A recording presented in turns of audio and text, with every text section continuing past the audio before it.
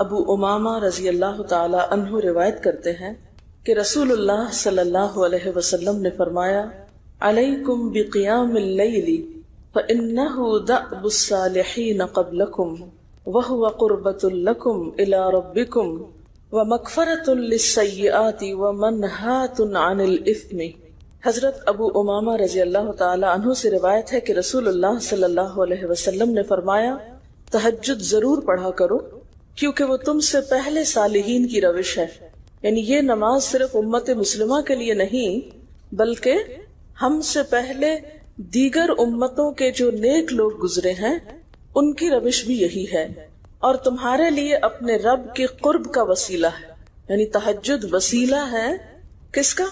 اللہ کا قرب حاصل کرنے کا، اور گناہوں کے مٹنے کا ذریعہ ہے، اور مزید گناہوں سے بچنے کا سبب ہے، یعنی پچھلے گناہوں کے صاف ہونے کا ذریعہ۔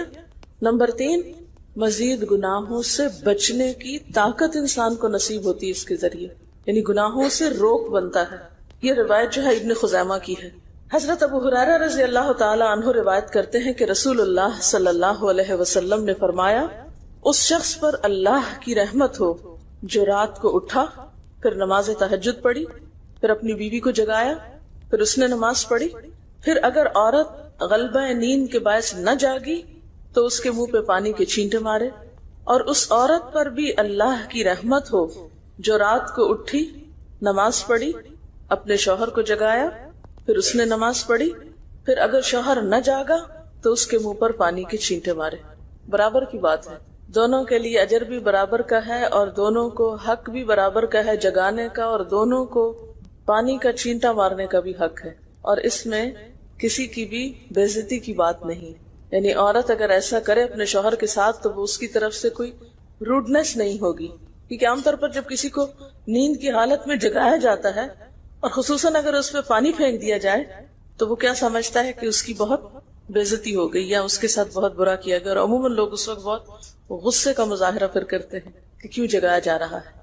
حضرت ابو ہریرہ رضی اللہ تعالی عنہ کہتے ہیں کہ رسول اللہ صلی اللہ علیہ وسلم فرماتے تھے فرض نماز کے بعد سب نمازوں سے افضل تہجد کی نماز ہے، یعنی فرائض بہرحال افضل ہے اور نوافل میں سب سے افضل تہجد کی نماز۔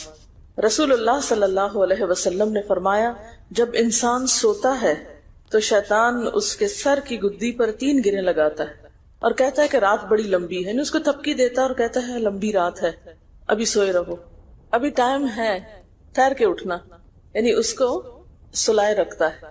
اگر وہ بیدار ہو کر اللہ کا ذکر کرے، یعنی آنکھ کھلے اور اللہ کا ذکر کو شروع کر دے تو ایک گرہ کھل جاتی، شیطان کے پھندے سے انسان آزاد ہونے لگتا ہے۔ اگر وضو کرے تو دوسری گرہ کھل جاتی، اگر نماز پڑھے تو تیسری گرہ کھل جاتی، اور وہ شادمان اور پاک نفس ہو کر صبح کرتا ہے۔ یعنی جو شخص صبح نماز کے وقت پر، تہجد کے وقت یا پھر کم از کم فجر کے وقت اٹھ جاتا ہے، اللہ کا ذکر کرتے ہوئے وضو کرے اور پھر نماز پڑھ لے، سورج نکلنے سے پہلے پہلے یہ کام کر لے تو وہ ایک مطمئن شخص کی طرح اٹھتا ہے، ورنہ اس کی صبح خبیث اور سست نفس کے ساتھ ہوتی۔ عام طور پر ہم اطمینان کی تلاش میں رہتے ہیں، سکون کی تلاش میں رہتے ہیں، اور یہ سوچتے ہیں کہ ہمیں ڈپریشن ہے یا ہمارے اندر ایک غم ہے، تو ہم اس کے اسباب نہیں جانتے کہ سبب کیا ہے۔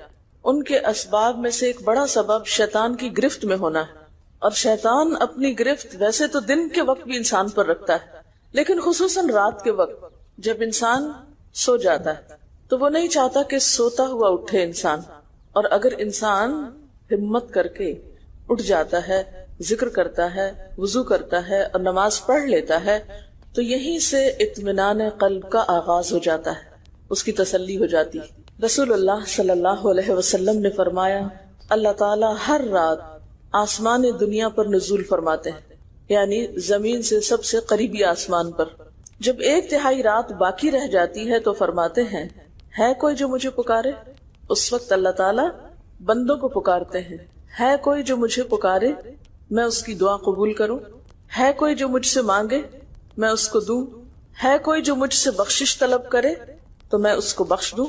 گویا یہ وقت دعا کی قبولیت کا وقت ہے، انسان جو مانگے اس کو ملتا ہے، اور خصوصی طور پر بخشش کے طلب کرنے کا وقت ہے، جیسے قرآن پاک میں آتا ہے وَبِالْأَسْحَارِ هم يستغفرون وبالاسحار هم يستغفرون، اور سحری کے وقت وہ استغفار کرتے ہیں۔ اب ہو سکتا ہے کہ آپ کہیں کہ نہیں، ہم نے تو زندگی میں کوئی خاص گناہ کیے ہی نہیں، اس لیے ہمیں تو بخشش کی ضرورت ہی نہیں۔ بخشش مانگے گناہگار لوگ، ہم تو نیک لوگ ہیں، نیک کام کرتے ہیں، دن رات قرآن پڑھتے پڑھاتے ہیں، اس لیے ہماری تو ضرورت نہیں۔ نبی صلی اللہ علیہ وسلم جن کے اگلے پچھلے سب قصور معاف کر دیے گئے تھے، وہ اتنا لمبا قیام کرتے تھے کہ ان کے قدم مبارک سوج جاتے تھے۔ حضرت مغیرہ فرماتے ہیں رسول اللہ صلی اللہ علیہ وسلم نے اتنا لمبا قیام کیا رات کو کہ آپ کے پاؤں سوج گئے۔ آپ سے سوال کیا گیا کہ آپ اتنی مشقت کیوں کرتے ہیں، اپنے آپ کو اتنا کیوں تھکاتے ہیں، حالانکہ آپ کے تو سارے گناہ معاف کر دیے گئے۔ آپ نے فرمایا کیا میں اللہ کا شکر گزار بندہ نہ بنوں؟ یعنی صرف گناہوں کی بخشش ہی نہیں بلکہ نعمتوں پر شکر بھی واجب ہے۔ جہاں ایک طرف گناہوں کی بخشش انسان کے لیے اللہ کے قرب کے راستے ہموار کرتی ہے، وہاں اللہ تعالیٰ کا شکر ادا کرنا بندے کو اللہ کا قرب عطا کرتا ہے۔ اچھا، اب پہلی سنت میں آپ کو بتاؤں گی کہ اگر آپ تہجد کے وقت اٹھے ہیں تو سب سے پہلے آپ کیا پڑھیں گے۔ حضرت عائشہ رضی اللہ تعالیٰ عنہا فرماتی ہیں کہ رسول اللہ صلی اللہ علیہ وسلم جب رات کو تہجد کے لیے اٹھتے تو یہ پڑھتے 10 بار اللہ اکبر، 10 بار الحمدللہ، 10 بار سبحان اللہ و بحمدہ، 10 بار سبحان الملک القدوس، 10 بار استغفر اللہ، 10 بار لا الہ الا اللہ، اور پھر 10 بار اللہم اعوذ بک من ضیق الدنیا و ضیق یوم القیامہ، میں تیری پناہ میں آتا ہوں دنیا کی تنگی سے اور قیامت کے دن کی تنگی سے۔ اللہم اعوذ بک من ضیق ضاد یہ قاف، من ضیق الدنیا و ضیق یوم القیامہ، یہ بھی 10 بار۔ اور پھر فرماتے اللہم اغفر لی واہدنی وارزقنی وعافنی، پھر وضو کرتے اور تہجد شروع کرتے، یعنی یہ بھی وضو سے پہلے آپ پڑھ لیتے تھے۔ تو آپ کیا کر سکتے ہیں، جیسے آنکھ کھلی ہے بستر پر لیٹے ہیں تو بعض اوقات ایسا ہوتا ہے نا کہ انسان سوچتا ہے اچھا ایک سائڈ پہ سو کے اتنے تھکے ہوئے ہوتے ہیں کہ آپ ایک دم نہیں اٹھ پاتے۔ حالانکہ آپ صلی اللہ علیہ وسلم کے نیند سے بیدار ہونے کا طریقہ کیا تھا کہ جب آپ اٹھتے تھے تو یکدم اٹھتے تھے، سستی کے مارے نہیں کہ کبھی ایک طرف لیٹ گئے پھر دوسری طرف سو گئے پھر دائیں طرف پھر بائیں طرف، نہیں، جب جاگنے کا وقت ہوتا تھا تو آپ فوراً اٹھ جاتے تھے۔ لیکن بسا اوقات ایسا ہوتا ہے کہ انسان تھکا ہوا ہوتا ہے، سائڈ بدل کے دوسری طرف کو ذرا لیٹتا ہے، تو یہ لیٹے لیٹے بھی آپ اذکار پڑھ سکتے ہیں، ٹھیک ہے۔ اور یہ سب آپ کو آتے ہی ہوں گے سوائے ایک وہ ذکر کے اللہم اعوذ بک من ضیق الدنیا و ضیق یوم القیامہ، اور ترتیب آپ یاد کر لیں اپنے بیڈ سائڈ ٹیبل پہ یا بیڈ پہ یا کہیں بھی، یہ نوٹس کسی پین کے ساتھ لکھ کے لگا دیں، چپکا دیں، اور جب یاد ہو جائیں تو پھر اتار دیں، جب عادت بن جائے تو ہٹا دیں وہاں سے، ٹھیک ہے نا۔ جتنے دن عادت نہیں بنتی اتنے دن اپنے یادداشت کے لیے رکھ لیں۔ اسی طرح نیند سے اٹھ کر لا الہ الا اللہ وحدہ لا شریک لہ لہ الملک و لہ الحمد وہو علی کل شیء قدیر الحمد للہ و سبحان اللہ واللہ اکبر ولا حول ولا قوۃ الا باللہ، یہ بھی پڑھ سکتے ہیں۔ اچھا، ضروری نہیں کہ سب کچھ ایک ہی دن میں پڑھ لیں، یہ بھی آپ کر سکتے ہیں کہ ایک دن میں ایک چیز پڑھ لیں، دوسرے دن دوسری پڑھ لیں، تیسرے دن تیسری پڑھ لیں، ٹھیک ہے۔ اور اگر ساری ایک دن بھی پڑھنا چاہیں، دیکھیں وقت کی بات ہے نا، ہو سکتا ہے اس وقت عمر کے اس حصے میں آپ پہ بہت ذمہ داریاں ہوں، آپ یہ سب کچھ نہ پڑھ سکتے ہوں، لیکن زندگی کا ایک ایسا وقت بھی آتا ہے جب انسان بوڑھا ہو جاتا ہے، جب اس کے اوپر باقی ذمہ داریاں کم ہو جاتی ہیں، پھر نیند بھی کم ہو جاتی ہے، پھر زیادہ عبادت کا موقع ملتا ہے، تو ایسے میں جب انسان کے پاس عبادت کے لیے وقت اور موقع زیادہ ہو تو پھر یہ ساری چیزیں بھی پڑھ لیں، ٹھیک ہے نا۔ پھر اسی طرح یعنی یہ جو روایت ہے کہ جس میں آپ صلی اللہ علیہ وسلم نے فرمایا جو شخص نیند سے جاگے، اور یہ تہجد کے وقت ہی نہیں، اگر فجر کے لیے بھی آپ اٹھ رہے ہیں تو یہ دعا پڑھ سکتے ہیں، لا الہ الا اللہ وحدہ لا شریک لہ، اور پھر الحمدللہ و سبحان اللہ واللہ اکبر ولا حول ولا قوۃ الا باللہ، پھر کہے اللہم اغفر لی، پھر کیا پڑھے اللہم اغفر لی، یا کوئی اور دعا کرے تو قبول ہوگی، اور اگر وضو کر کے نماز پڑھے تو وہ بھی قبول کی جائے گی۔ صبح اٹھتے ہی اللہ کی تعریف، اور آپ کو معلوم ہے کہ یہ جو چوتھا کلمہ ہے نا لا الہ الا اللہ وحدہ، اس کو دعا بھی کہا گیا، حالانکہ اس میں صرف اللہ تعالیٰ کی حمد و ثنا، اور یہ یوم عرفہ کی دعا ہے۔ حدیث میں آتا ہے کہ مجھے اور مجھ سے پہلے انبیاء کو اس دن کی جو بہترین دعا سکھائی گئی یعنی یوم عرفہ کی دعا، لا الہ الا اللہ وحدہ لا شریک لہ، حالانکہ اس میں مانگنے کی تو کوئی چیز ہی نہیں، صرف اللہ کی حمد و ثنا ہے. جیسے حضرت ایوب علیہ السلام نے کہا تھا انی مسنی الضر وانت ارحم الراحمین، مانگا کچھ نہیں، انت ارحم الراحمین، انت ارحم الراحمین. اللہ تعالیٰ کی تعریف کر کے اللہ تعالیٰ کے نام کے ساتھ اس کو اگر انسان پکار لیتا ہے تو یہ بھی اس کے لیے بہت کافی. ایک اور روایت میں آتا ہے رسول اللہ صلی اللہ علیہ وسلم جب تہجد کے لیے اٹھتے، یعنی آپ ایک مرتبہ اٹھے، یعنی جو صحابی روایت کرتے ہیں، تو آپ نے بیٹھنے کے بعد آسمان کی طرف نظر کر کے سورۃ آل عمران کی آخری 11 آیات 190 سے لے کر 200 تک 11 آیتیں یہ پڑھی. ان فی خلق السماوات سے لے کر بالکل آخر تک. یعنی ضروری نہیں کہ کھڑے ہو کر آپ آسمان کی طرف دیکھیں، آپ اٹھے ہیں، چارپائی پہ بیٹھے ہوئے ہیں، ابھی وضو کے لیے نہیں گئے، بیٹھ کے آسمان کی طرف دیکھ کے پڑھ کے پھر اٹھ سکتے ہیں. اب اس میں آپ دیکھیں نا کہ انسانی نفس کی بھی ایک رعایت ہو جاتی. لیٹے لیٹے آپ نے ایک ذکر پڑھ لیا، بیٹھ کے آپ نے دوسرا پڑھ لیا، پھر آپ وضو کو چلے گئے، تو اس میں وہ جو ایک طبیعت کی کسل مندی ہوتی ہے وہ بھی ساتھ ساتھ اللہ کے ذکر سے دور ہوتی جاتی ہے، اور ایک سٹیپ کے بعد دوسرا سٹیپ لینا بھی آسان ہو جاتا ہے. اچھا، اس میں آپ دیکھیں حکمت کیا ہے کہ آپ صلی اللہ علیہ وسلم نے کیا فرمایا کہ آسمان کی طرف دیکھ کے پڑھا جائے تاکہ اچھی طرح آنکھیں کھل جائیں. تو زبانی یاد کرنے کا مطلب یہ نہیں کہ آپ آنکھیں بند کر کے سوئے سوئے پڑھیں، کیونکہ بعض اوقات ایسا ہوتا ہے نا آنکھ کھلتی ہے ذکر شروع کرتے ہیں اور پھر پتہ ہی نہیں چلتا اور ذکر آدھے میں رہ جاتا ہے اور سو چکے ہوتے ہیں. اور پھر اگر آپ کو زبانی یاد نہیں ہوگی نا، دیکھ کے پڑھیں گے تو وہ الماری کی طرف ہی دیکھتے رہیں گے، آسمان کی طرف نہیں دیکھ سکیں گے، تو پھر سنت پوری نہیں ہو سکے گی.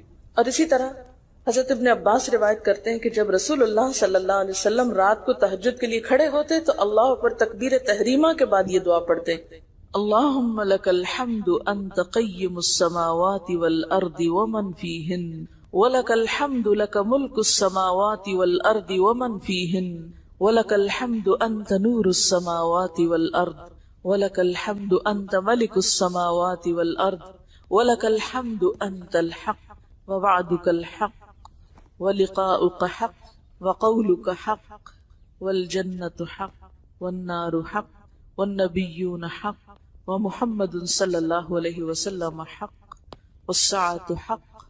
اللہم لک اسلمت وبک آمنت وعلیک توکلت والیک انبت وبک خاصمت والیک حاکمت فاغفر لی ما قدمت وما اخرت وما اسررت وما اعلنت انت المقدم وانت المؤخر لا الہ الا.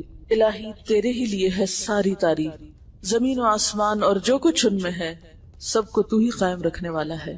تیرے ہی لیے ہے ساری تعریف، زمین و آسمان اور جو کچھ ان میں ہے اس سب کی بادشاہی تیرے ہی لیے ہے. تیرے ہی لیے ہے ساری تعریف، تو ہی روشن کرنے والا ہے زمین و آسمان کو، تیرے ہی لیے ہے ساری تعریف.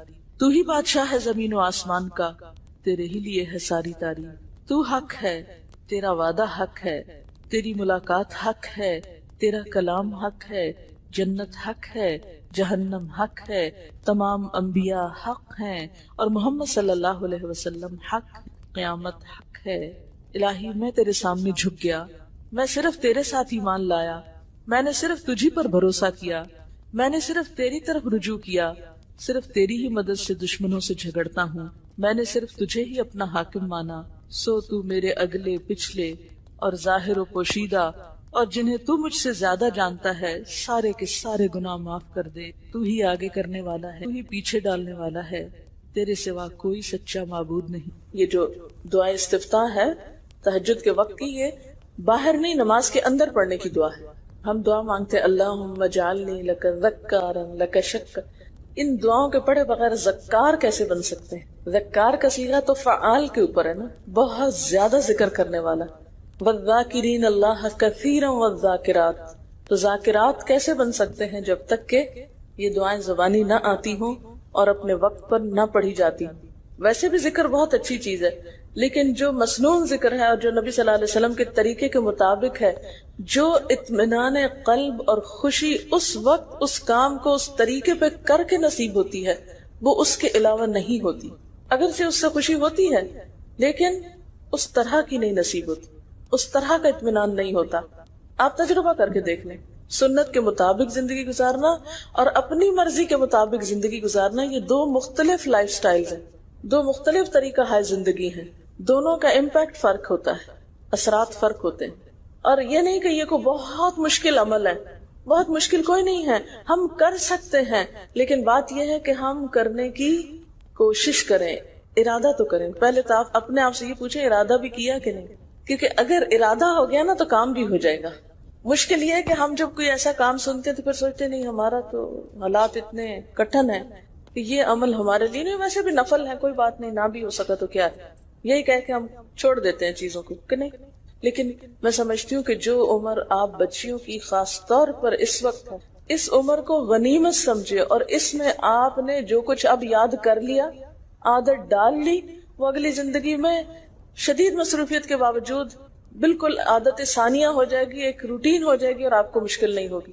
لیکن اگر اب نہیں عادتیں ڈالی، کل کو یا نئے سرے سے عادت ڈالنا بہت مشکل ہوگا۔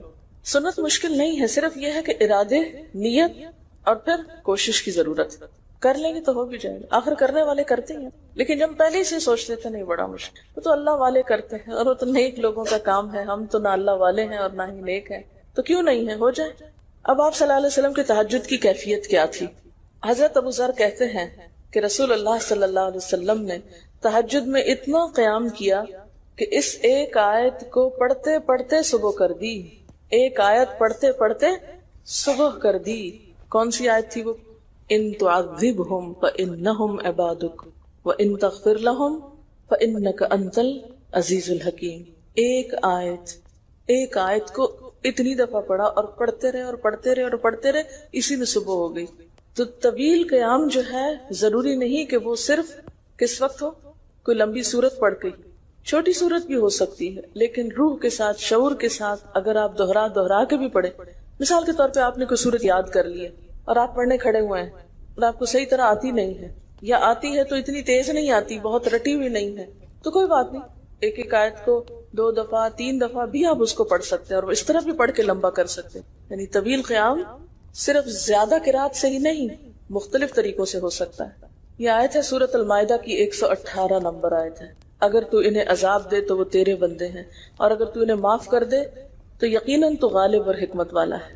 حضرت حذیفہ رضی اللہ تعالی عنہ نے نبی صلی اللہ علیہ وسلم کو تہجد پڑھتے دیکھا۔ وہ کہتے ہیں سورۃ فاتحہ کے بعد آپ نے سورۃ بقرہ پڑھی، پھر رکوع کیا۔ آپ کا رکوع آپ کے قیام کی مانند تھا۔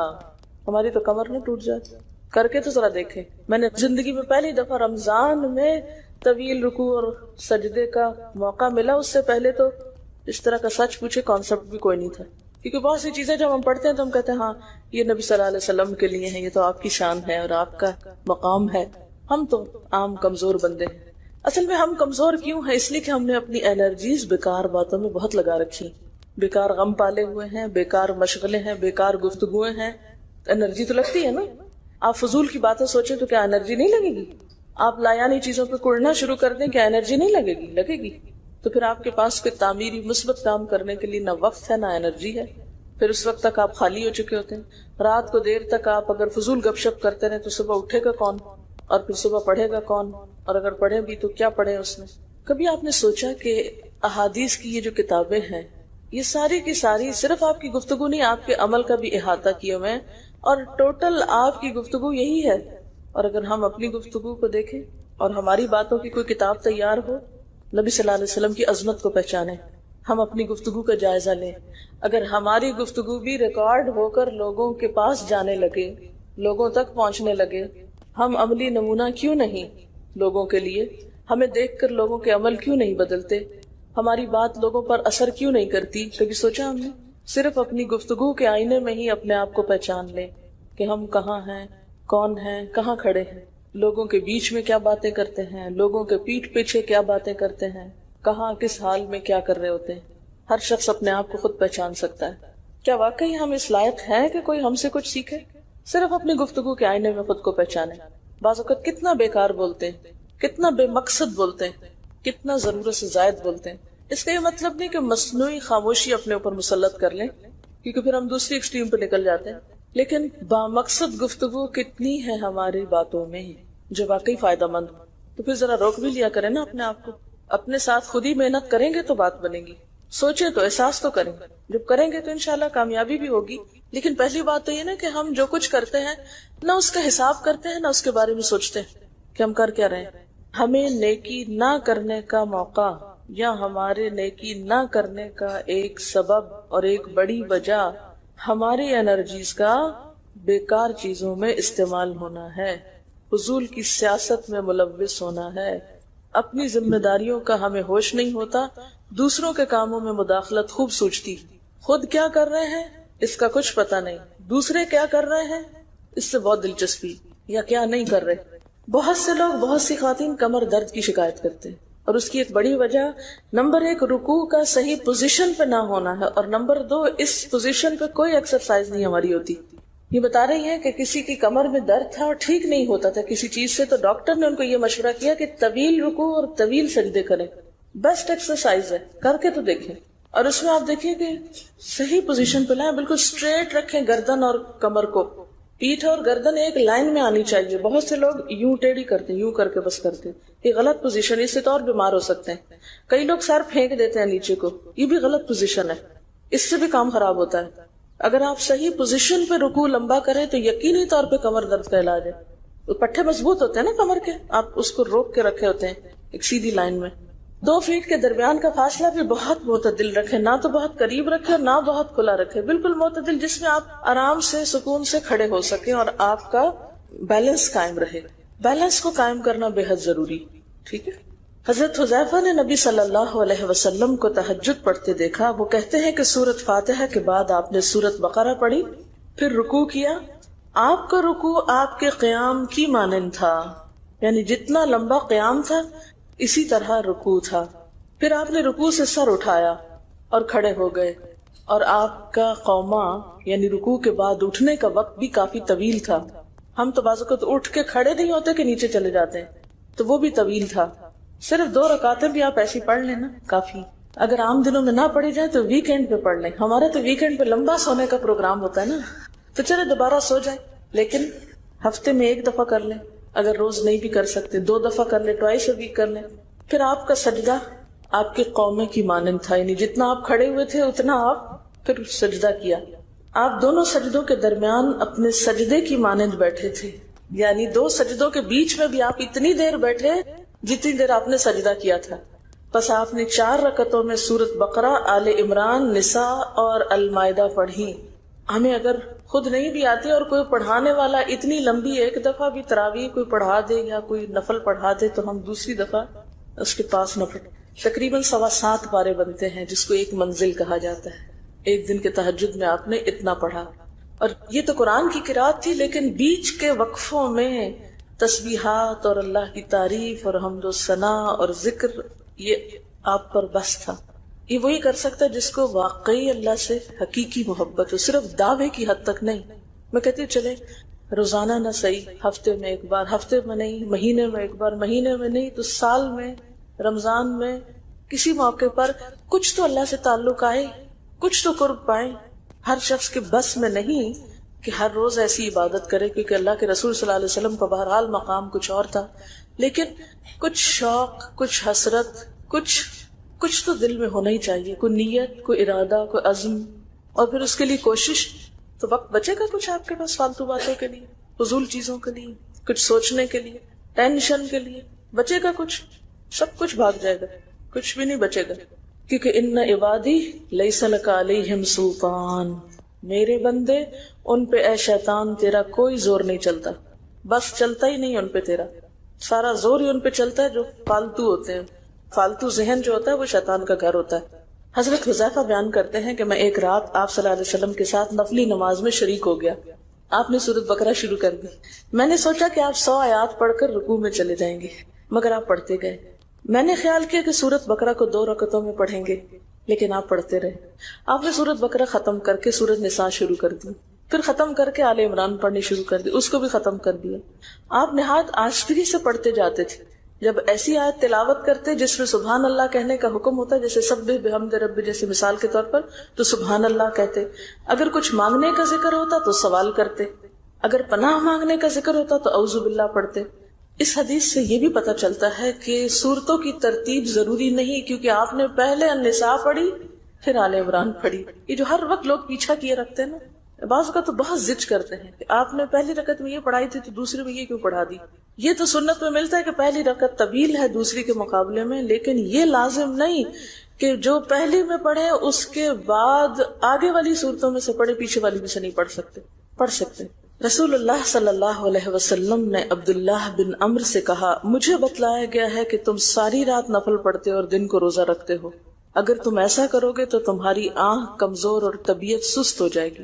یعنی ہر روز روزہ اور ہر رات جگراتا تمہاری جان اور تمہارے بال بچوں کا بھی تم پر حق ہے، اس لیے روزہ رکھو اور افطار بھی کرو اور رات کو قیام کرو اور سو بھی. یعنی ساری رات تہجد پڑھنا یا نفل پڑھنا پسندیدہ نہیں ہے، رات کو سونا بھی پسندیدہ ہے. ہمارے ہاں 27ویں رات کو پوری رات جاگنا لازم سمجھا جاتا ہے، تو نبی صلی اللہ علیہ وسلم سے کوئی رات بھی پوری کی پوری جاگنا ثابت نہیں. کیونکہ اگر انسان صرف جاگتا ہی جاگتا چلا جائے تو آسان ہوتا ہے، ایک دفعہ سو کے پھر اٹھنا جو ہے نا وہ اصل میں نفس کا امتحان ہوتا ہے، وہ مشکل ہوتا ہے. اسی طرح نبی صلی اللہ علیہ وسلم 3 دن سے کم میں قرآن مجید ختم کرنا پسند نہیں فرماتے تھے. آپ نے حضرت عبداللہ بن عمرو سے فرمایا کہ 1 ماہ میں پورا کر لو. انہوں نے عرض کی میں اس سے زیادہ تلاوت کی طاقت رکھتا ہوں، تو فرمایا 20 دن میں کر لو. ان کا میں اس سے زیادہ کی طاقت رکھتا ہوں، فرمایا 7 دن میں ختم کر لیا کرو، اس سے زیادہ کی اجازت نہیں. یعنی وہ ایک منزل کر کے. صحابہ کرام چونکہ اس زمانے میں مصحف اس طرح تھوڑی چھپے ہوئے تھے کہ کتابوں کی شکل میں ہو، جو قرآن تھا لوگوں کے سینوں میں تھا، یاد کیے ہوئے تھے، اور وہ یاد کیا ہوا کہیں صبح کے وقت الگ بیٹھ کے نہیں پڑھا کرتے تھے. وہ کہاں پڑھتے تھے؟ تہجد میں نماز کے اندر پڑھا کرتے تھے. اب یہ تو ہم لوگوں کی مشکل ہوگی نا کہ ہمیں آتا کچھ نہیں زبانی، تو پھر ہم دیکھ کے پڑھتے ہیں تو نماز میں پھر وہ مشکل ہوتا ہے، تو الگ رکھ کے پھر اس کو پڑھ رہے ہوتے ہیں. ٹھیک ہے، لیکن زیادہ بہترین پڑھنا نماز کے اندر کا پڑھنا ہے. اگرچہ دیکھ کے پڑھنے کی اس میں بھی اجازت ہے، لیکن ان کی چونکہ شدید حرص تھی حضرت عبداللہ بن عمرو کی، تو آپ نے ان کو 3 دن کی پھر اجازت دے دی تھی. اور آپ نے فرمایا کہ اس شخص کو قرآن کی کچھ سمجھ نہیں ہو سکتی جو 3 سے بھی کم دن میں قرآن پڑھے. نبی صلی اللہ علیہ وسلم نے فرمایا جو شخص رات کے نوافل میں 200 آیات تلاوت کرتا ہے وہ اطاعت گزار مخلص لوگوں میں شمار ہوتا ہے. انہ من عبادنا المخلصین، وہ آتا ہے نا قرآن پاک میں انبیاء کی صفت میں سے. تو جو شخص رات کو نماز میں یعنی نفل میں 200 آیات تک تلاوت کرتا ہے وہ اطاعت گزار مخلص بندوں میں شمار ہوتا ہے. اور سنن دارمی میں واضح طور پر آتا ہے کہ نبی صلی اللہ علیہ وسلم ساری رات نوافل نہیں پڑھا کرتے تھے.